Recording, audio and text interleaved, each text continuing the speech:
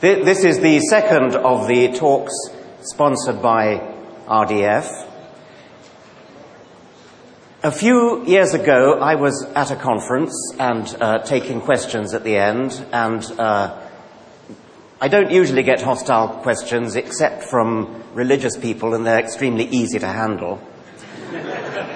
But then I got a hostile question which was not so easy to handle. It was a very tricky and a difficult question, and I thought, who is this? It turned out to be one of those I'm an atheist but questions, which are always the most difficult to deal with. It was, of course, Lawrence Krauss.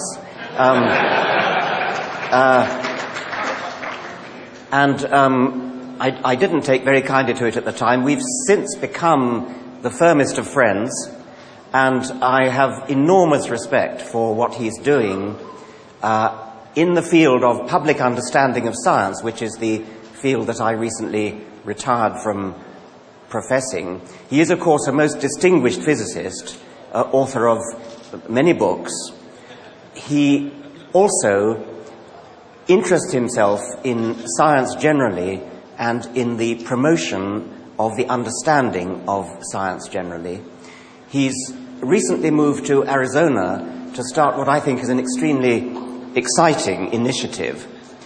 He is Associate Director of the Beyond Center and co-director of the Cosmology Initiative and director of the New Origins Initiative at Arizona State University. So the study of origins of all kinds, right across the board, from the origin of the universe to the origin of life to the origin of everything you can think of. What an amazingly exciting initiative to get started at a university. I'm delighted that Lawrence is talking to us today. Please welcome him.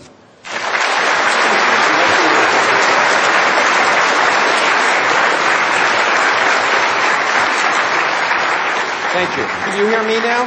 Can you hear me now? Okay, good. Thanks, Richard. Actually, let me just say that my friendship with Richard has been a unique one in many ways, but one that's caused me every time we're together to think about things slightly differently. I hope mutually, and a true pleasure and honor to be here. Richard asked me to talk about cosmology, and I originally I talked to Liz Cornwall, who was organizing this, and told her what I was going to talk about, and gave her several titles, and she thought they were too depressing, so she said, "Why don't you just make it We're All Fucked?" But I decided not to use that title.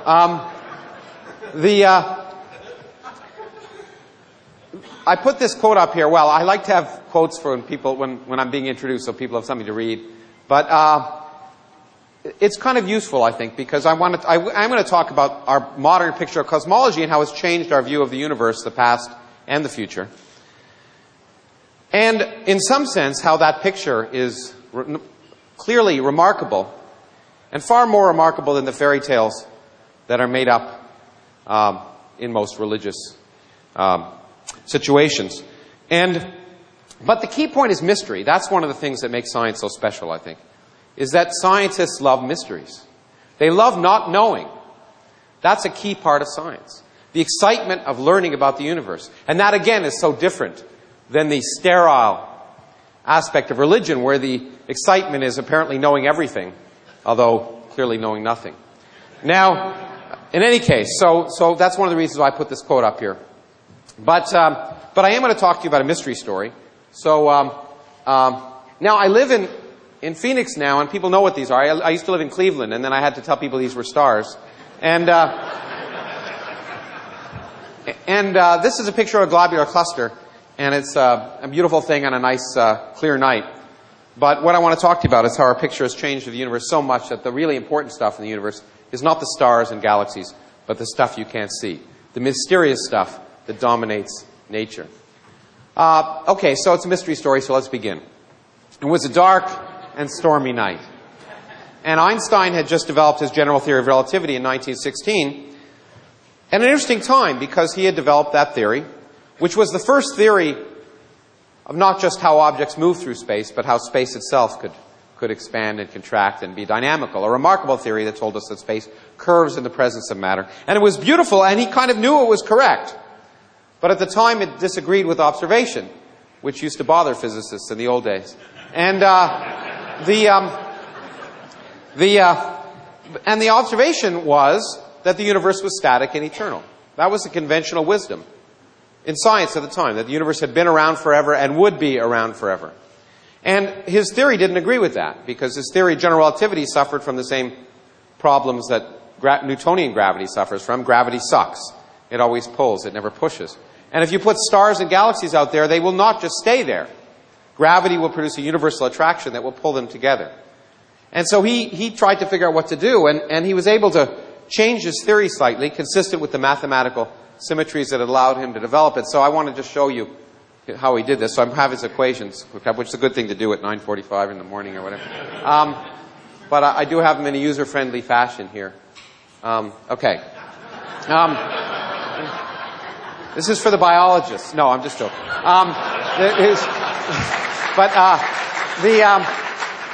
So it's not completely facetious, because the left-hand side of Einstein's equations tells you about the geometry of the universe, how things are curved in the presence of the source of curvature, which in this case is the energy and momentum of the universe.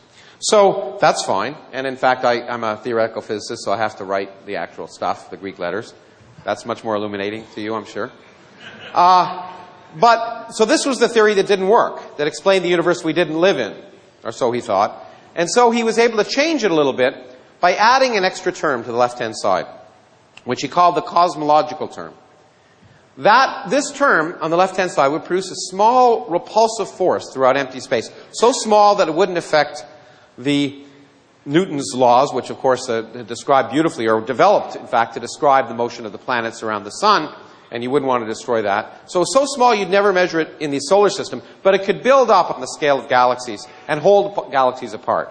And so that's how he thought he'd save his theory. Now, shortly after he introduced this term, it became clear that it was a problem. And in fact, here's a postcard I got when I was on leave once in Switzerland, in Zurich, and it's from Einstein to Hermann Weyl, who's a very famous mathematical physicist.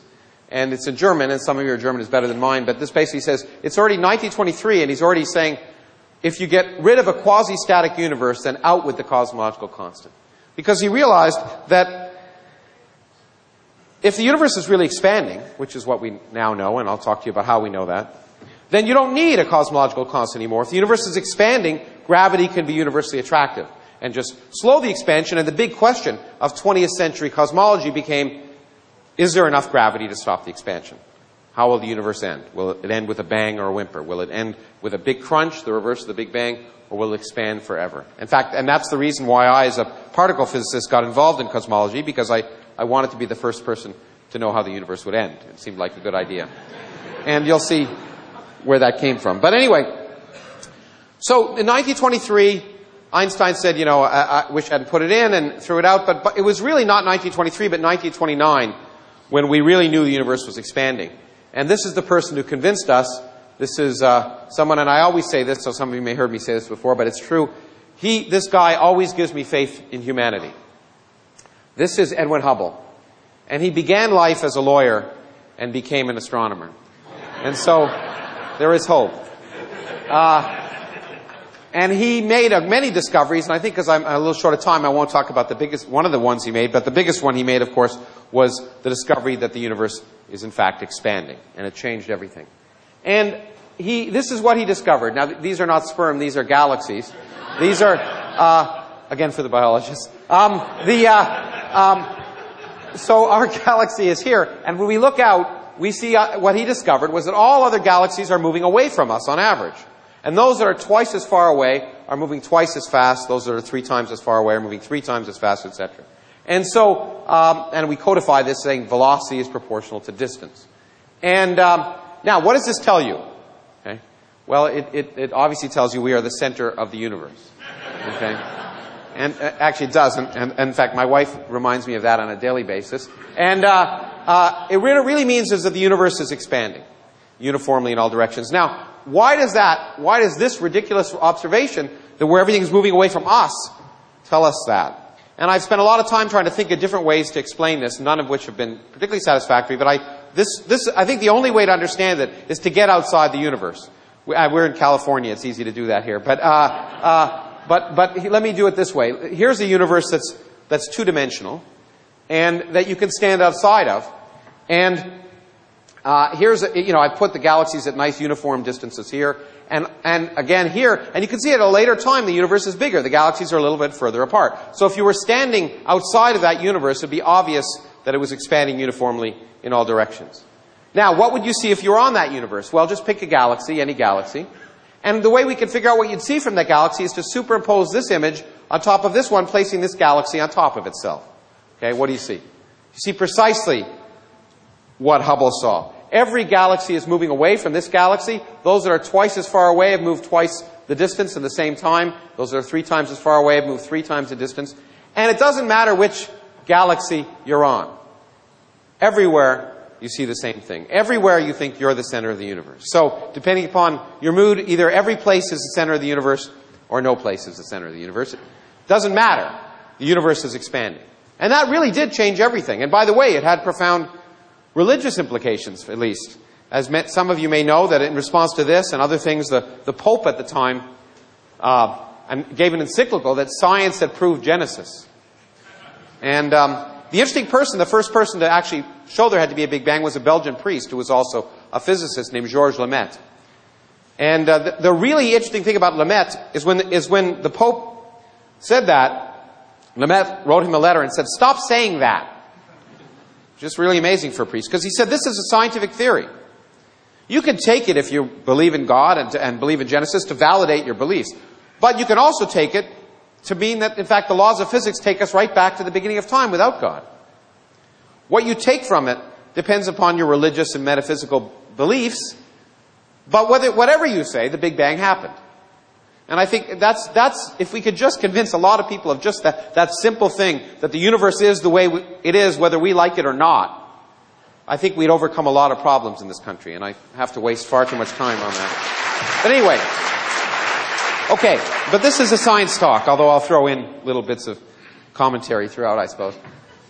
How do we know the universe is expanding? It's such an important thing, I want to spend a few minutes on that. Well, we do, as these two guys on the plane out there near Arizona say to one another, "I love hearing that lonesome wail of the train whistle as the magnitude of the frequency of the wave changes due to the Doppler effect."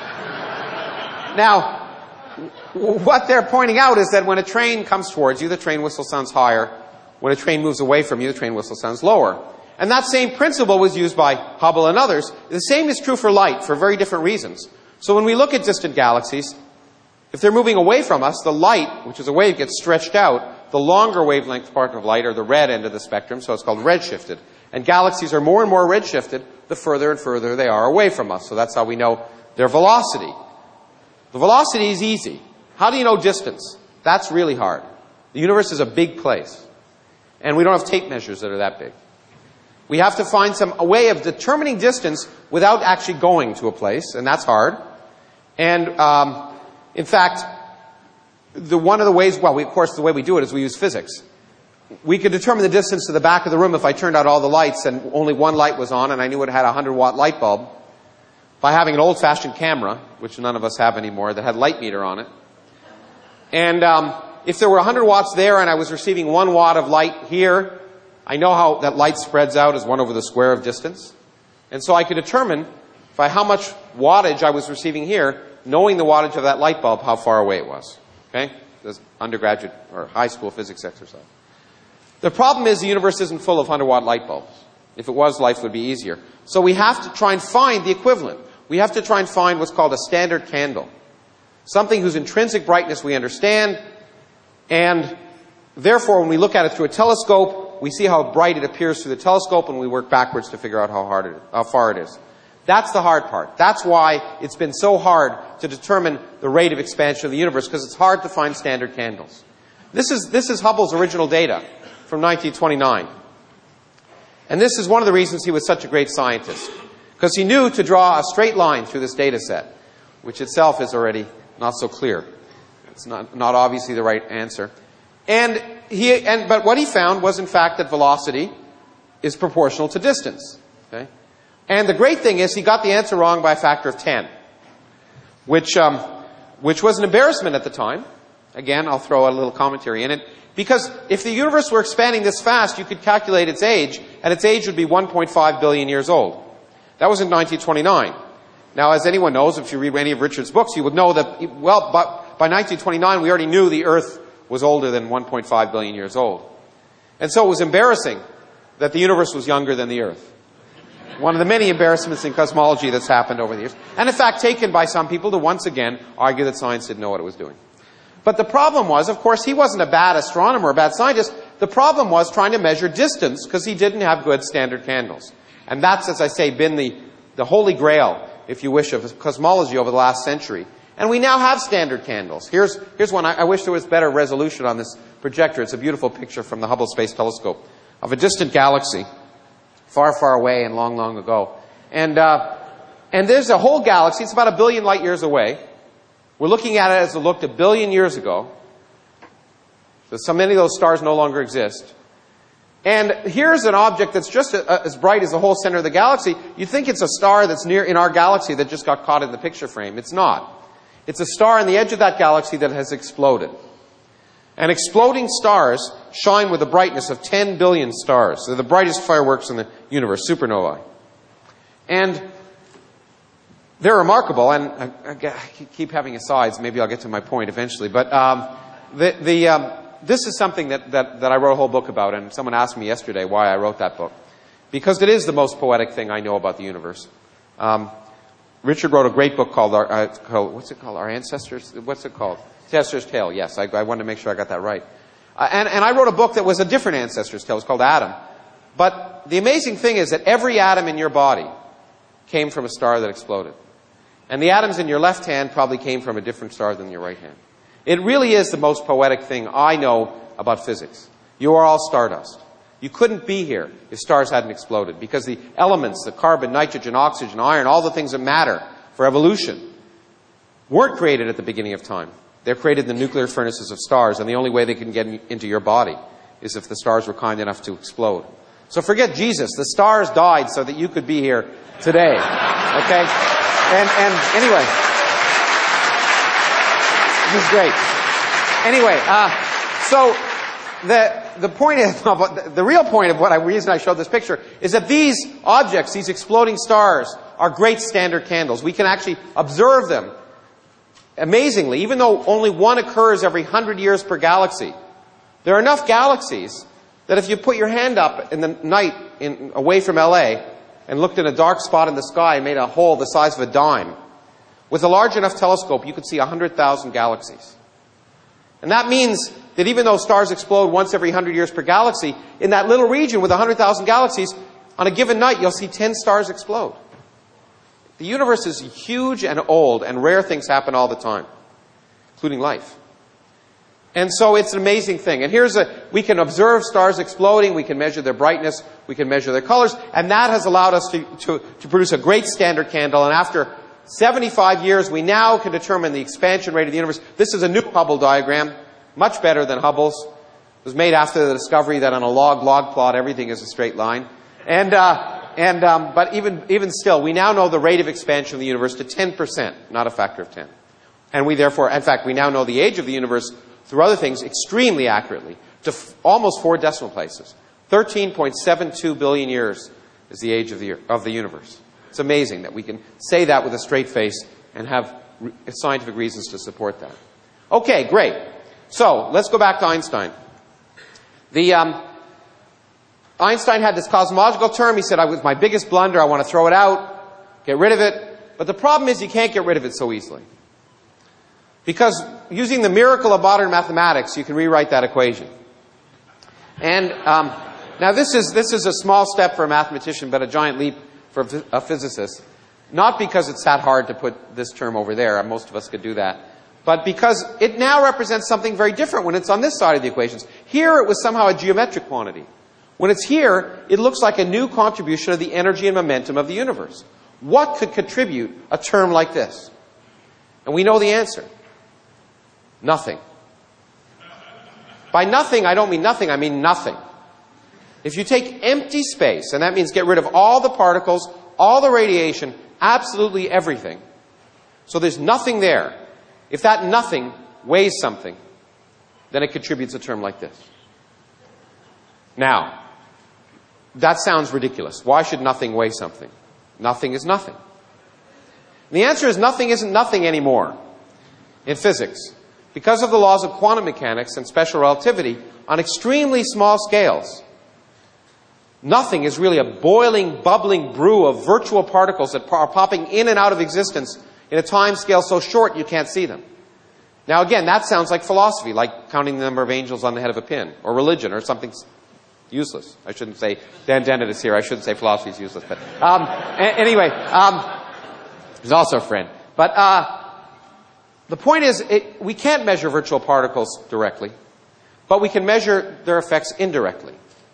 And in fact, they're responsible for the best predictions in physics. Here, by the way, is actually an animation that was shown at the Nobel Prize ceremonies about 5 years ago by a friend of mine who happened to win the Nobel Prize for developing the theory that produced this. This is the space inside of a proton, the empty space inside of a proton. Not where the quarks are, but the empty space between the quarks. And this is an animation, but it's an exact animation coming from physical calculations. This is what the space looks like.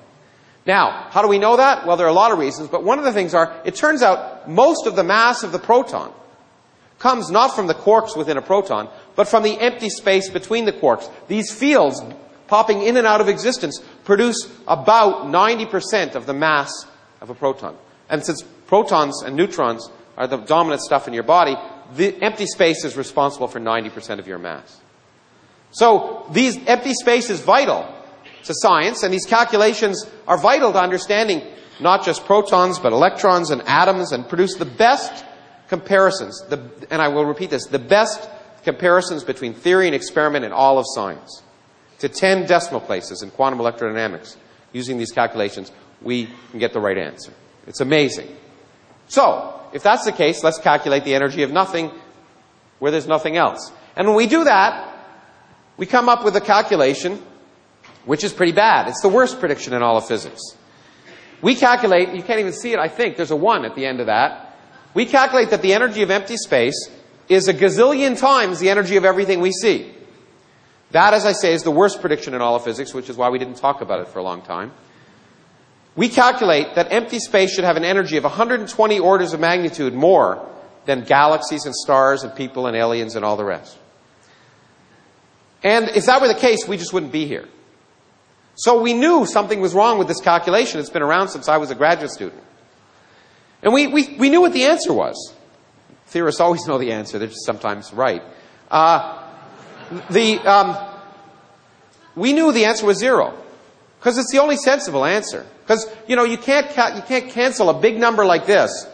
Let's say the energy of empty space was comparable to the energy of everything we see. Well, we'd have to cancel this big number to 120 decimal places and leave a finite answer in the 121st decimal place. No one knows how to do that in science.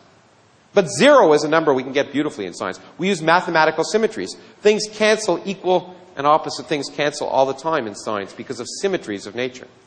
So we knew the answer. We didn't know what the symmetry was, but we knew the answer was 0. And we could go to bed at night and that was fine. But the neat thing about cosmology is it's really a science. And science is empirical. Knowing the answer means nothing. Testing your knowledge means everything. And so the question is, we should test what the energy of empty space is. And how can we do that? Well, we weigh the universe. How do we do that? We stand on the shoulders of giants. This is a picture I took in an island off Sweden, which used to be an island off Denmark now, which used to be an island off Sweden. It's the island of Ven. I think I said that right. And this guy, if you look carefully, he doesn't have the end of his nose. His name is Tycho Brahe. And he, as many of you know, laid the basis for Newton's law of gravity by doing nothing other than spending 20 years on his back, a noble tradition, in this case, looking up at the sky without a telescope, measuring the positions of the planets around the sun. And then he was a crummy feudal lord. He got kicked off that island. He gave the data, went to Prague, gave the data to a hapless assistant named Johannes Kepler, who again spent 20 years without a Macintosh trying to interpret the data and fudged it, we now know. and came up with, of course, Kepler's laws, which led to Newtonian gravity. And the point is, we can use gravity to weigh the universe, including the weight of empty space. Now, why do we care? The reason I got into cosmology. General relativity tells us that space is curved, and therefore the universe can be a one of three different geometries: open, closed, or flat. Now, I can't draw pictures of three-dimensional curved universes very well, so here are pictures of two-dimensional curved universes. This is a closed universe, a sphere, a surface of a sphere in 2 dimensions. But if we had a closed 3-dimensional universe, it's very simple. It'd be very similar. If our universe was closed, if we looked far enough in that direction, we would see the back of our heads. Light would go around the universe. And an open universe would be infinite in spatial extent, as would a flat universe. And that sounds really nice, but it's irrelevant. The really important thing is, in a universe full of matter, a closed universe will expand and stop and then recollapse in a big bang, in a big crunch, the reverse of the Big Bang. An open universe will expand forever, and a flat universe will expand and slow down but never quite stop. And that's why we wanted to know which universe we live in. And as I say, that's why I wanted to learn about it, because once I knew which universe we lived in, I would know how the universe ended. Okay? And so, weighing the universe tells us what the curvature of the universe is, and that's why we want to weigh it. So here I want to just show you in the next few minutes how, in fact, some of the most remarkable developments in cosmology, and then tell you how they completely changed our picture of the universe so that we understand that the universe we live in is the worst of all possible universes to live in. Okay, just so you know where we're heading. This is a cluster of galaxies. Each dot in this picture is a galaxy. Again, amazing to think about. Remarkable. Every one of these galaxies contains hundreds of billions of stars, and perhaps civilizations, some civilizations that are mired in religious gunk, other civilizations that have moved beyond, and other civilizations that are long dead. Because this is about 3 billion light years away. 3 billion years ago is when that picture was taken, basically. Now, clusters of galaxies are the biggest bound objects in the universe, so if we could weigh them, we could weigh all the mass in the universe, and we can weigh them now. We can weigh them by using general relativity. Because in this picture is a remarkable phenomena that Einstein first predicted in 1937, though he said it would never be observed. He underestimated observers. If you look at this picture, you'll see these blue things, these weird blue things. That is a phenomenon that we now understand as gravitational lensing. Einstein told us that a mass will curve space around it. And he realized, therefore, if you had a big enough mass, and you have a source of light behind that mass, the light can bend around that object and come back. And be magnified, just like my glasses magnify things. Or, like a cut glass goblet, if you look through it, I'd see many images of this room. Mass can act like a lens and magnify things and split images, and that's precisely what we're seeing. All of these blue things are different images of a single galaxy located about 3 billion light years behind this cluster. Gravity is magnifying the image, distorting it, and bending it. Remarkable. Truly remarkable. But because we understand general relativity, we could work backwards and figure out how much mass must be in that system and where it is in order to produce that image. We can weigh the system using general relativity. And when we do that, here's an inversion by Tony Tyson, who's now up in Davis. This is the system, and the spikes are where this is where the mass is in this system. The spikes are where the galaxies are. But you notice most of the mass in this whole system of clusters of galaxies is not where the galaxies are. It's between the galaxies. It's where nothing is shining. About 50 times as much mass in this system, and in all systems we can measure, comes from stuff that doesn't shine. And physicists, with their linguistic perspicacity, have called it dark matter. And we now understand that 90% of the mass of galaxies and clusters, including our own Milky Way galaxy, is made of stuff that doesn't shine. And that isn't maybe that exciting, because there's lots of things that don't shine. You don't shine if I turn the lights out. Well, those of you from Los Alamos might, but the rest of you don't. But so it could be snowballs or planets or boring stuff, but it can't be. Because for reasons I don't have time to explain, we know how many protons and neutrons there are in the universe. We can actually measure that. And there aren't enough to make up all this dark matter.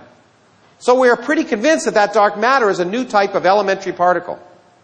Something that doesn't normally exist on Earth. And the great thing about that is that means the dark matter isn't just out there, it's in this room. as you doze off. It's early in the morning during this lecture. It's going right through your body. And that means we can do experiments here on Earth to look for it, which is remarkable. And in fact, I'll show you an experiment in a second. But by measuring the mass of these systems and this dark matter, taking normal matter plus dark matter and weighing it, we now have determined how much stuff there is in the universe. When physicists have an important number, they give it a Greek letter all the time. So we call it omega. Omega is the ratio of the total amount of stuff we know is in the universe divided by the amount of stuff you need to make a flat universe, the boundary between an open and closed universe. If it's less than 1, the universe is open.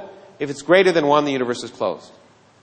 And we have now measured unambiguously that there's only 30% of the amount of material in the universe, including dark matter, to make the universe flat. Okay, we'll come back to that in a second, but I just want to show you that we actually do things in physics. This is an experiment to look for dark matter. It's a boule of germanium. And there are experiments like this all around the world, in mines, deep underground, because you want to shield out cosmic rays, because there are lots of them going through your body right now. You want to only see the dark matter, and the dark matter particles on average will go right through the Earth, we think, because they don't interact strongly. And most of the time right through this detector, but every now and then one of them will bounce off an atom, the nucleus of an atom of germanium. Heating, and the first thing we do is we cool this thing down to 1/1000th of a degree above absolute zero, which can easily be done nowadays. And if one of these dark matter particles bounces off a nucleus of an atom, it'll heat the whole thing up by 1/1000th of a degree. And we can measure that. And there are experiments here in South Dakota and in Europe, all over the world, looking for dark matter. We haven't found it yet. The other exciting possibility, which I should really indicate, which is one of the reasons people are very excited this year, is we may not have to wait for the universe to give us dark matter. The Large Hadron Collider, which is turning on this next month in Geneva, before it creates a black hole that will kill us all, we think actually might, by recreating the early conditions of the early universe, create the very particles which were last created at the beginning of time. So we may first see the dark matter by creating it in Geneva. It's a race. Okay, but to go back to this number here, this is a real problematic number. We now know the universe has only 1/3 the amount of matter to make it flat. The problem is that theorists like me knew the answer.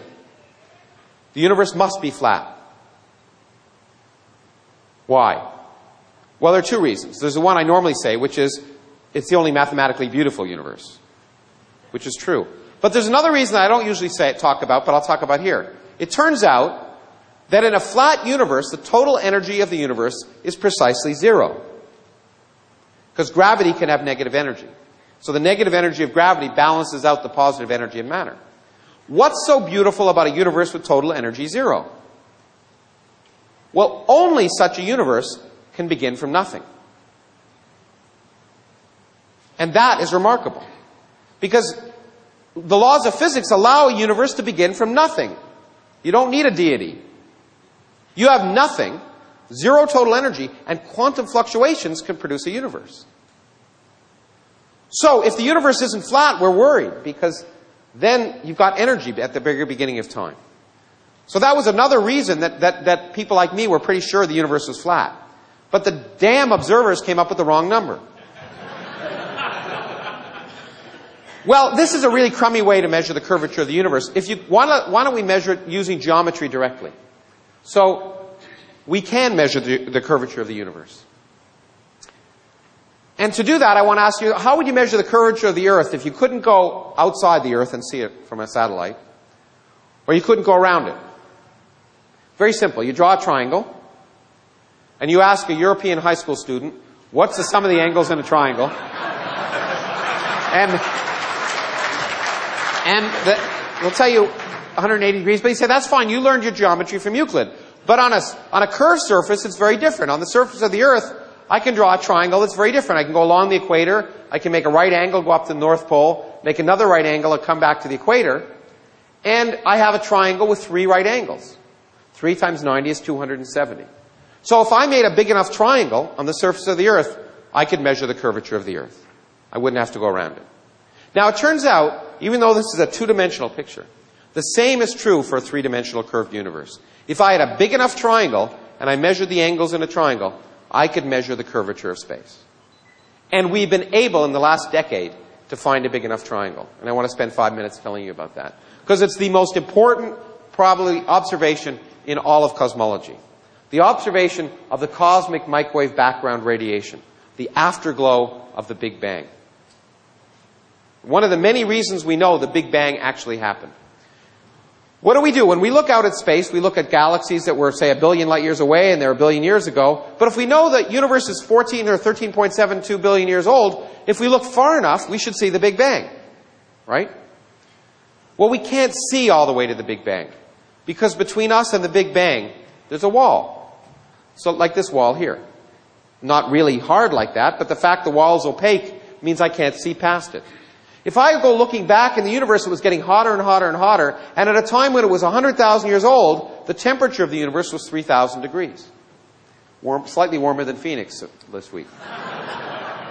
And at that temperature, the radiation is hot enough to break apart atoms, hydrogen in particular, and break it apart so the protons and electrons are separated. You have a charged plasma, and a plasma is opaque to radiation. So we can't see back past this time, simply because the universe is opaque. But that's okay.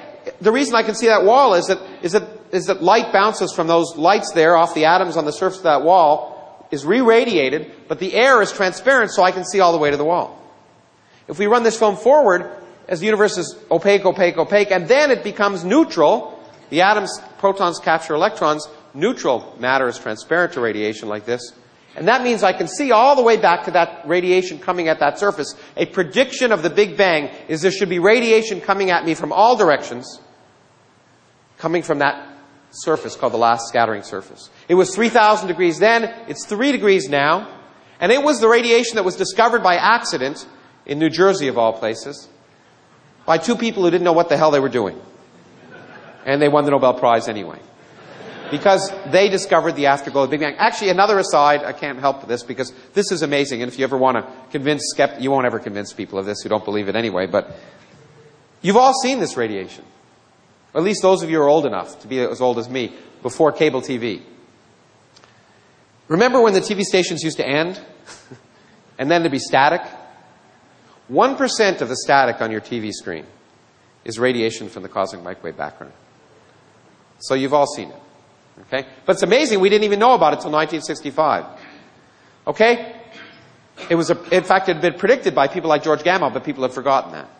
In any case, as interesting as that history is, on this surface is a very important scale, 1 degree. Why 1 degree? Because that represents a distance of 100,000 light years. Now, the surface existed when the universe was 100,000 years old. And Einstein tells us no information can propagate faster than light. So that means nothing that happened over here at that time could ever affect anything that happens over here. But more importantly, if I have a lump of matter that's this big, it knows it's a lump of matter, so it starts to collapse. But if I have a lump of matter that's this big across at that time, it doesn't even know it's a lump, because gravity can't have traveled across it. So it's like Wile E. Coyote in those cartoons when he goes off the cliff. He waits a while before he collapses, okay? And such large lumps won't collapse. So the biggest lumps that can have collapsed at that time will be 1 degree across. And that gives us a cosmic triangle. Because we have a ruler that's 100,000 light years across, the size of the largest lumps, a known distance away from us, and in a flat universe, light rays travel in straight lines, and we can calculate the angle on our eye subtended by a 100,000 light year across ruler at that distance. It's 1 degree. In an open universe, light rays diverge as you go back in time, and the whole thing might be half a degree. The ruler will look smaller. In a closed universe, light rays converge as you go back in time. The ruler will look bigger. So we just have to look at that microwave surface, try and measure the lumps, and see are they 1 degree, half a degree, or 2 degrees. We've been able to do that in the last decade. This was the first experiment that did it. It was called the boomerang experiment in Antarctica. It was a balloon, took this microwave radiometer above the Earth's surface to look at this radiation, take a picture of it. And this balloon went around the world, which is easy to do in Antarctica, okay? And it took a picture. It's really easy in the South Pole. You just do this. But anyway, And this is the image. Well, this is a false color image of that. I put it, superimposed it on the original image. This is the image of the microwave background, the hot spots and cold spots in the microwave background. And these are the lumps in the early universe. And the question is, how big are they? And here's a different false color image of the same region. And we can compare this with universes we create on computers. Here's a closed universe where the lumps are bigger. They should be this big across. If they're 100,000 light years across, they should look that big. Well, that's bigger than these lumps. Here's an open universe, and you can't see the resolution of the screen isn't that good, but the average size lump is about that big. Smaller than these lumps. But just like Goldilocks, in a flat universe, it's just right. In fact, it's right now, we know, to an accuracy of better than 1%. The universe is flat. It has zero total energy, and it could have begun from nothing. And I've written a piece, although of course I got a lot of hate mail, saying that in my mind this answers this crazy question that religious people always keep throwing out, which is, why is there something rather than nothing? The answer is there had to be. If you have nothing in quantum mechanics, you'll always get something. It's that simple. It doesn't convince any of those people, but it's true. Now, great, we know the universe is flat. But if you've been awake, you realize, 10 minutes ago I proved the universe was open. There's only 30% of the stuff in the universe needed to make it flat. Where's that other 70%? Well, if you put energy in empty space, so empty space weighed something, you wouldn't see it. It's the empty space between the galaxies. You're far away from the galaxies, you wouldn't see it. But what would that empty space do if you put energy in it? Well, it produces a cosmological constant. That would cause the expansion of the universe not to slow down over time, as any sensible universe should do, but to speed up over time. In 1998, people measuring these supernovae at large distances to measure the Hubble diagram tried to see what was happening at large distances to see if the universe was slowing. Well, they all knew the universe was slowing down. They wanted to measure how much. This doesn't look like much, but it was a revolution in cosmology. I can draw a straight line through that data set there and bring the whole thing down and make it horizontal. And if the universe was slowing down, these distant supernovae should have followed this curve. Much to the surprise of the observers, the supernovae lay above the straight line. And the only way to explain this, well, there's two ways. Either the data's wrong, which it usually is, or the universe is accelerating, speeding up. And if just for fun one believed it was speeding up and asked how much energy would you have to put in empty space to make it speed up by the amount we measure it, it's exactly the amount we are missing. Everything holds together. Our new picture of cosmology is that we live in a universe dominated by nothing. The largest energy in the universe, 70% of the energy in the universe, resides in empty space. And we don't have the slightest idea why it's there. Now, that's what I just said. Let me also put an aside before I get on to the rest in the last 5 minutes of the talk. This completes, in some sense, the ultimate Copernican principle. Copernicus told us we didn't live in any place special. We now know two things. Well, one thing. I'll tell you the second one in a second. This tells us that we are more insignificant than we ever imagined. If you take the universe, everything we see, stars and galaxies and clusters, everything we see, if you get rid of it, the universe is essentially the same. We constitute a 1% bit of pollution in a universe that's 30% dark matter and 70% dark energy. We are completely irrelevant. Why such a universe in which we're so irrelevant would be made for us is beyond me. Okay, good. I wanted a little bit of applause. Now we can go back to the science. What I really want to spend in the last few minutes is telling you is how it's changed our picture of the future. In science and the picture of the universe. It has changed our picture of the future completely. And I'm going to rush through this, so let me give you the short answer first. Kurt Vonnegut is claimed as having said this at a private girls' school when he gave a commencement address. I've given 2 commencement addresses, and I've never had the guts to say it, but I'd love to. He said, things are going to get unimaginably worse, and they're never, ever going to get better again. This was before the Bush administration, too, in fact. But that's our understanding of the universe. I want to tell you about it briefly. I want to tell you about a few things that you'll hear about, and some of the things that creationists and intelligent design people promote as arguing somehow that there's design in the universe. This is one of them, and I want to explain to you why it has nothing to do with design. It is weird and strange that we live in a universe that looks like we do, because this is a brief history of time. This is the density of matter as the universe expands. It goes down as 1 over the volume. But it turns out the energy density of empty space remains constant as the universe expands. And we live today, right here, when the energy density of empty space is 3 times bigger than the energy density of matter. But when you look at this has driven physicists crazy. Because this is the only time in the history of the universe when these two numbers are about the same. At all earlier times, the density of matter was much greater. At all later times, the density of empty space will be much greater. Why do we live at this special time in the history of the universe? Well, one of the answers that's been given is that these things exist. Galaxies. Why? Well, let's go back to this picture and let's pretend the energy of empty space were 50 times bigger. Then these two curves would cross, not now, but then. Well, when is then in this case? Then is the time when galaxies first formed. But if the energy of empty space was bigger than the energy density of matter when galaxies first formed, then their repulsive force would be greater than the attractive force. Galaxies would never have formed. Well, if galaxies never formed, then maybe this is telling us something. And this has produced something that I call anthropic mania. If there are many different universes, physicists have argued, and the energy of empty space can vary in each one, then only in those in which it's not much greater than what we measure today will galaxies form. Okay? But then, only then will stars and planets form, and only then will astronomers form. So the universe is the way it is because astronomers are here to measure it. Now, it not only sounds ridiculous, but it also sounds religious. And some people have said the universe is fine-tuned.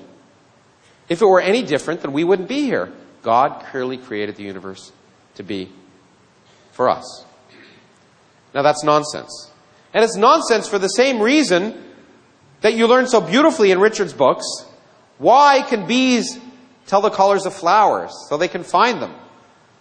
Not because God intended them to do it. But if they couldn't find the flowers, they wouldn't get the stuff they needed to eat, and they wouldn't be around. It's natural selection. And what this is really telling us is kind of a cosmic natural selection. Because all it's saying, if it's true, is that it's not too surprising that we find ourselves living in a universe that allows life. Because in the universes that don't allow life, we wouldn't be here. It's just that simple. So if you wish, it's a kind of cosmic evolution. Or cosmic natural selection is a better way of thinking about it. Now, as pretty as that is, I think it's wrong. It's ugly. And it goes against everything I know about science. Science has told us the last 400 years why the universe must be the way it is, not why it has to be something different. In fact, Einstein once asked a question. He said it the wrong way. Put it here because, I wanted to quote him. He said, what really interests me is whether God, and by God he didn't mean God, had any choice in the creation of the universe.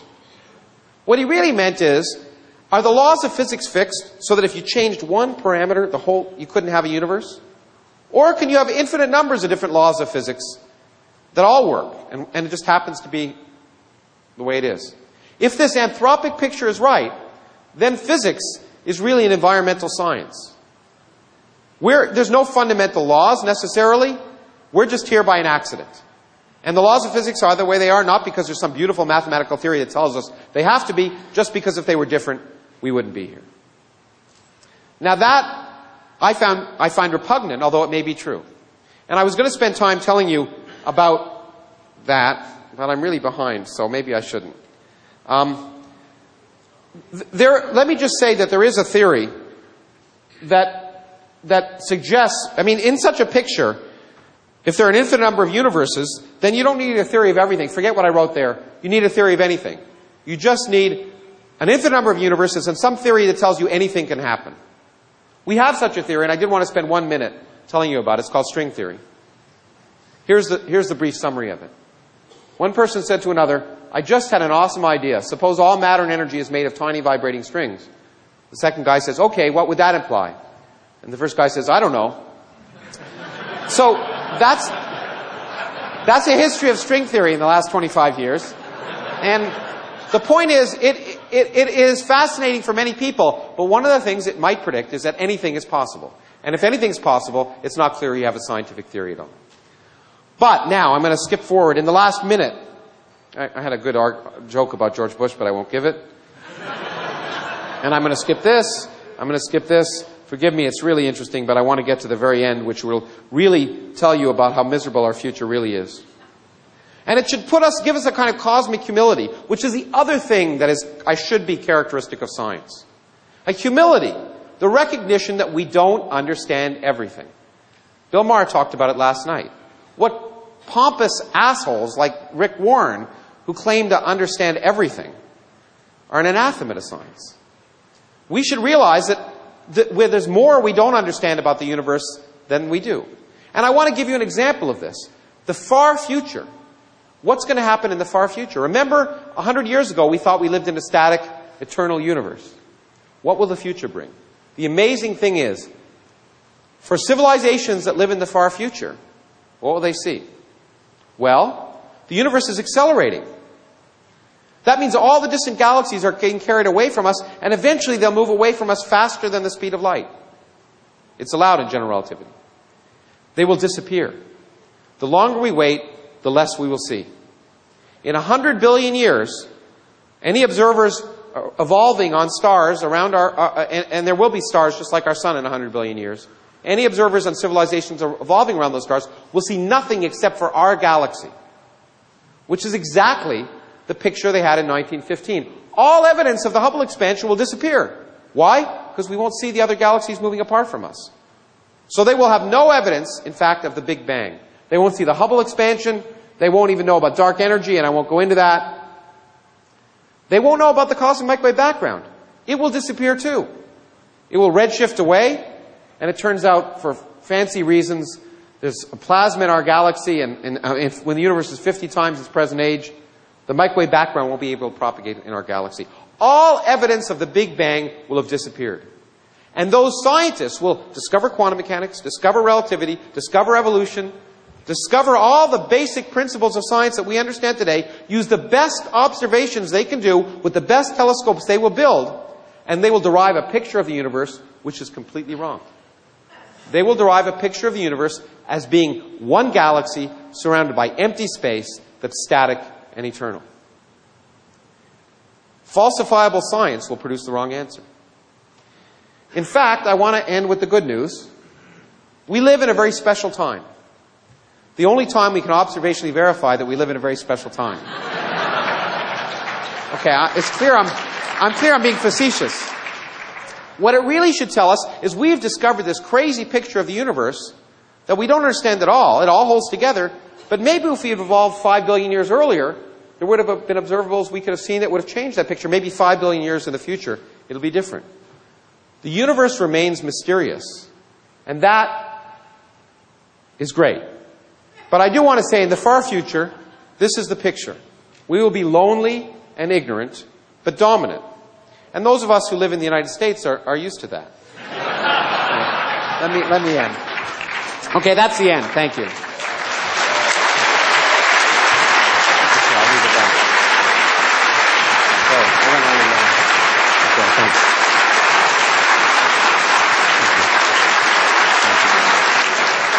Thank you. On the one hand, the Woody Allen of cosmology. We've been privileged to hear and witness the scientific mind at full stretch in all the excitement that it can bring. And I'm delighted that we've had this talk today. What grieves me is that, at least in Britain, and it may be true here as well, young people going to university are voting with their feet and not going into physics. They're going into media studies. Despite the enormous excitement that is in physics and cosmology, despite the fact that, as Lawrence said, the Large Hadron Collider is even now about to revolutionize the way we think about ourselves. There was a misprint in my book, just finished, The Greatest Show on Earth. I referred to the Large Hadron Collider. It got rendered as the Large Hard-On Collider. Well, that's okay. That's okay, because that's what physicists are getting right now. Yeah, I know. Okay. Physicists are getting. I spotted it, and I prayed that the publisher's copy editor, the publisher's proofreader, wouldn't spot it, and she did, and I pleaded with her to leave it in. She said it was more than her life was worth. Lawrence, thank you. We have a few minutes for questions. Oh, we do? Oh, good. I think we do. I mean, it's cutting into your book signing. Which would you rather do? I'd rather answer questions. Okay. Than sign books. I'll be around all day. So. Okay.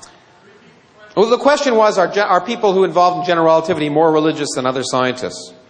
Which apparently Steve said when Richard and he had a dialogue. I have no memory of him saying that. Yeah, that's great. And there are some great interviews you should watch of Richard. One of them was with me. But anyway, we had fun.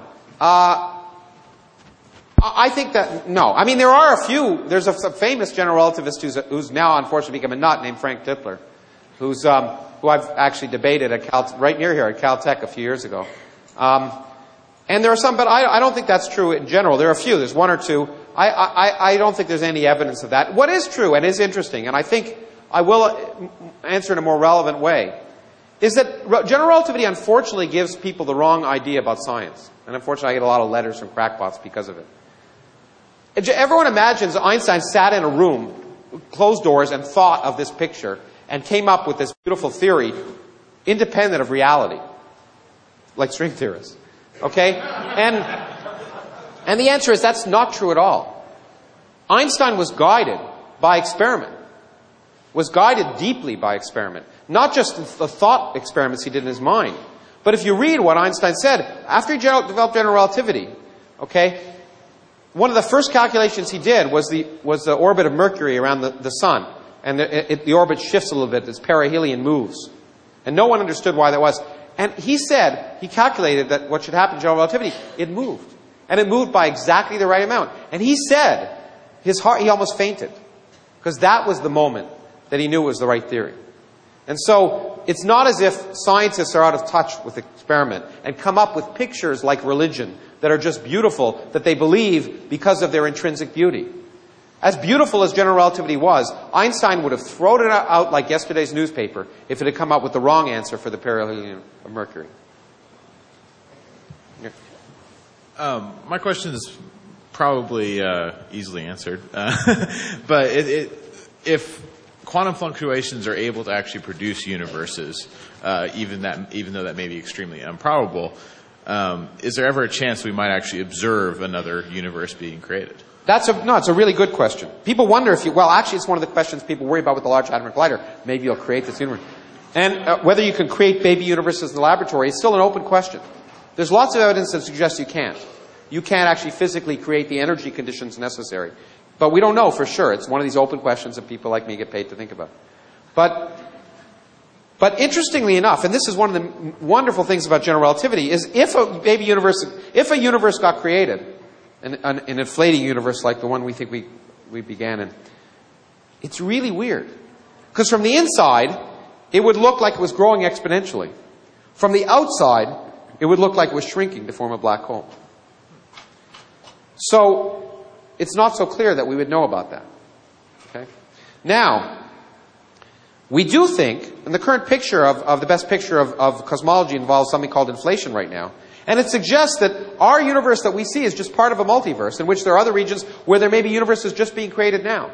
But because those regions are literally moving away from us faster than the speed of light, we will never know about them periodically. So it's not as if those inflating universes collide.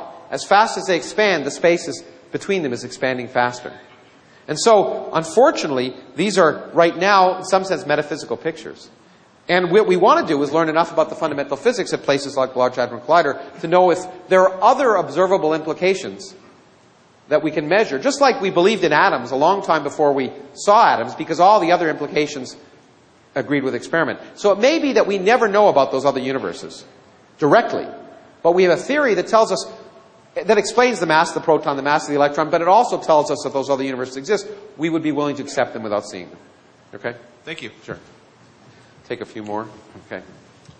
Hi, hopefully there's no stupid questions. So There are no stupid I'm questions. wondering, how do you wrestle with infinity? For example, it seems like all your thinking and what laws what it has to do with a finite amount of matter. You were talking about multi-universe Yeah, sure. and stuff. In my head, there's just one universe with all those multiples Well, in it. in a flat universe, it's infinite in spatial extent, right? Uh-huh. Infinity is a really hard thing to wrestle with. Yes. And in fact, let me give you, in one of my books I wrote about infinity because it's so fascinating and so weird. The only way you can wrestle with infinity is, unfortunately, the way we physicists wrestle with many things, mathematically. And fortunately or unfortunately, mathematics is the language of nature. And therefore, every time I give a talk or write a book, I have to lie a little bit because I put it in words. The real explanation is mathematical. But infinity is so strange, you don't have any idea how strange it is. So let me make it clear to you how little you understand infinity. Okay? No problem there. I'll use the example of a very famous mathematician called Hilbert. Probably the most famous mathematician in the early part of this century. He almost discovered general relativity before Einstein. Hilbert gave an example. We call it Hilbert's Hotel. And I like to use it. So let's say you go to Las Vegas and there's an infinitely big hotel. Okay? And you go in and you go in and say, I want a room. And the clerk says, well, all the rooms are occupied. You say, okay, I'll leave. And he said, no, it's okay. I can handle that. Here, let me just move the person from room number 1 into room number 2. The room number 2 into room number 3. Room number 3 into room number 4. And so on. Now all the other rooms are occupied, but room number 1 is empty. Okay? That seems a little strange, but let's say you have a Catholic family that's infinitely big.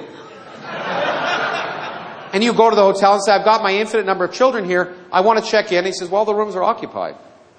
And you go, oh, okay. And I can handle that. I can handle your infinite family. Even though I'm fully booked, I have an infinitely big hotel. I move someone from room number 1 into room number 2, room number 2 into room number 4, room number 3 into room number 6, and so on. And now only the even numbers are occupied.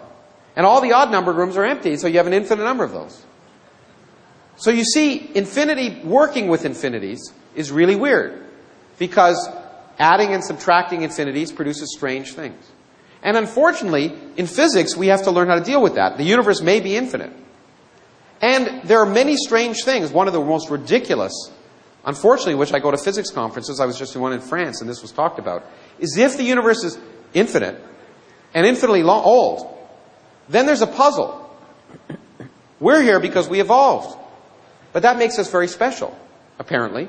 Because if the universe is infinitely big and infinitely old, quantum fluctuations will produce this room with all the people in it, having everything is exactly the same, an infinite number of times. Exactly. So we should be in this room, and I know it seems like it's taking an infinitely long amount of time, but we should be in this room, but most of the time, we should never have evolved.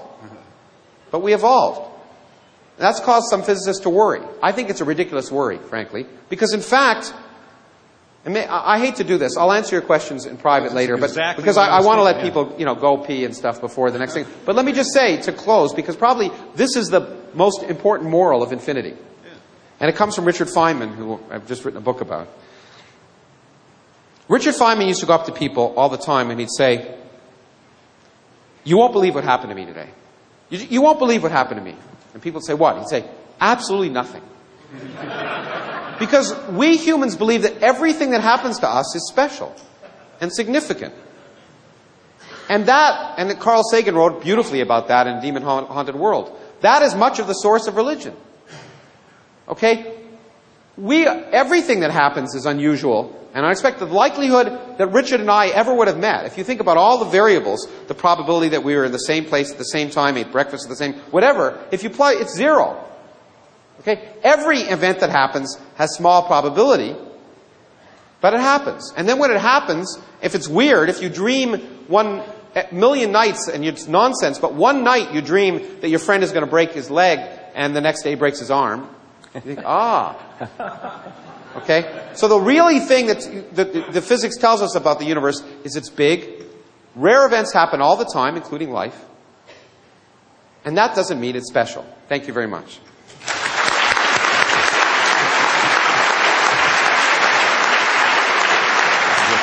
so much.